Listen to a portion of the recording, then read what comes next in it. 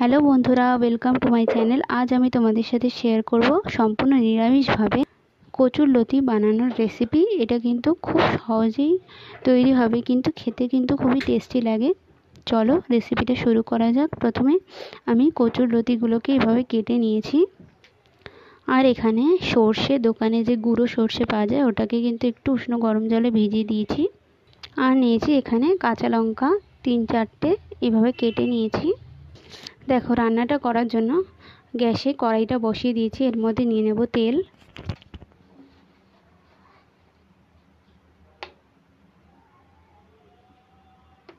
ফোড়নের জন্য দিয়ে দেব অল্প একটু কালো জিরে,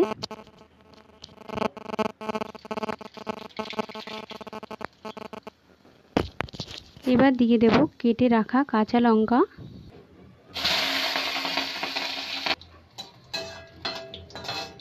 এবার এর মধ্যে কচুরলতিগুলো দিয়ে দেব। এবার দিয়ে দেব লবণ আর হলুদ।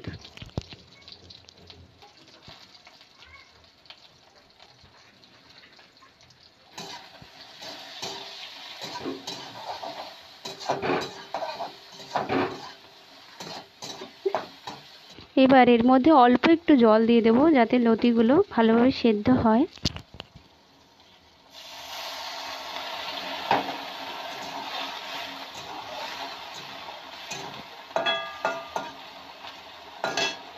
জলটা দিয়ে কিন্তু গ্যাসের ফ্লেমটাকে হাই রাখতে হবে।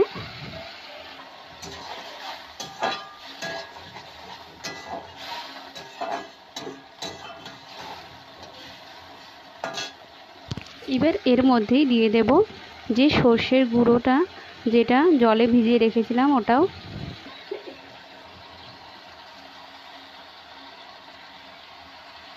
এবার গ্যাসের ফ্লেমটাকে লো দিয়ে এটাকে একটু ঢেকে দেব। মাঝে কিন্তু ঢাকনাটা সরিয়ে দেখতে হবে যাতে জলটা কমে লেগে না যায়। দেখো, এখানে আমি ঢাকনাটা সরিয়ে নিয়েছি। আমার রান্নাটা কিন্তু একদম হয়ে গেছে। এবার এর মধ্যে আমি একটু দিয়ে দেব চিনি।